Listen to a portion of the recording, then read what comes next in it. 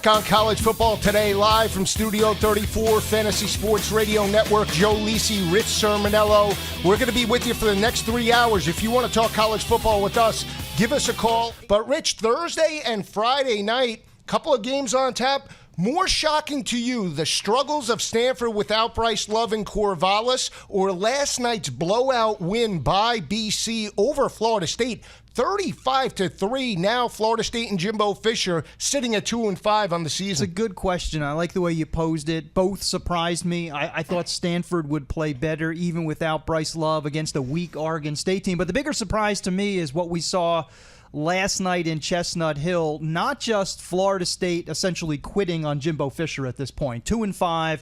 Doesn't look like they're going to make the postseason for the first time in a couple of generations, which is really remarkable considering the talent. I mean, could this team have collapsed just based on DeAndre Francois? It's ridiculous. I mean, there's so much talent on both sides of the ball. And equally surprising is the fact that Boston College has woken up. They've found an offense. They're now 5-4. Steve Adazio, who was on the hot seat, could be getting a contract extension based on this 3-game run. Whoever wins today, oh boy, will get a turnover chain with the other person's face on it. Yes, as the champion. That seems like an apropos punishment. That would, and you have to wear it the whole show. I had such an early lead, and I squandered that lead. That's right, the oven mitt. Remember the oven mitt? I remember the oven mitt. Yes. And I should have to You're wear having that chain. flashbacks of the oven mitt. If I cannot hold you off, I should have to wear that chain. I'm coming down hard down the stretch. I'm whipping it all the way home. LSU is playing well enough. Their two best players, Geis and Key, healthy as they've been all season.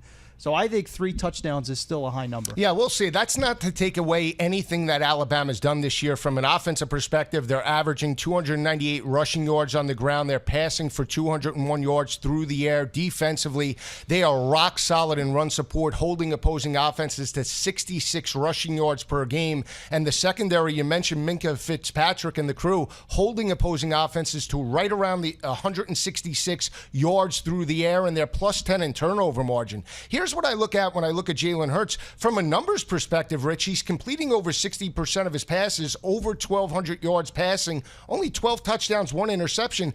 Danny Etling does have more passing yards heading into this ballgame than Jalen Hurts. Well, you know why that is. I mean, that's because the offense of Alabama is designed around the running game. I mean, and, Alabama doesn't have to throw it that much. Alabama's never in comeback mode. Right. LSU is at times. I mean, so LSU has to go up top occasionally. They've had to earlier in the season just in order to kind of narrow the gap on opponents. So Etling has to be a bigger key in the passing game than Jalen Hurts does. And again, that depth of that running game for Alabama is a major concern. Damian Harris not getting as much attention nationally because he's only got 81 carries. They don't have to overuse him. They don't have to overuse a Bo Scarborough, Najee Harris.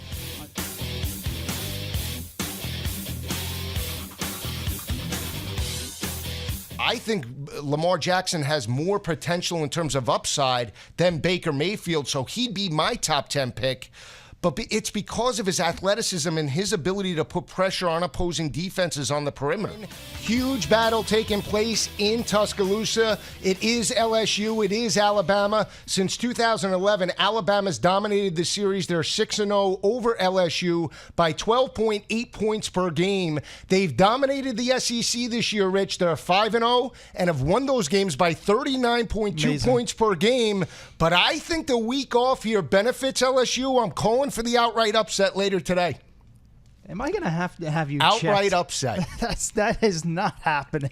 I hate to chuckle, but there's no way they're pulling the upset. I can see the cover. That wouldn't surprise me. I think 3 touchdowns is high. The last 3 games have been pretty close. LSU's competitive, defensive struggles. I could see a similar game here. LSU played well before the break. I tend to think that the 2 weeks off benefits Nick Saban, Jeremy Pruitt. They do a phenomenal job with the bye week preparing for an opponent. Again, I think they need to be more aggressive on first and second down. They need to open up the passing game. Not so much how many times per game you pass, but when you pass. If you're aggressive on first and second down, attack Alabama straight on with seam routes, post patterns, dig patterns to take the pressure off the offensive line, get that front 7 thinking pass first. That could open up running lanes later in the ballgame for Michelle and Chubb. When we come back, we'll be breaking down the other games later today. Joe Lisi, Rich Cirminiello, live from Studio 34, Fantasy Sports Radio Network.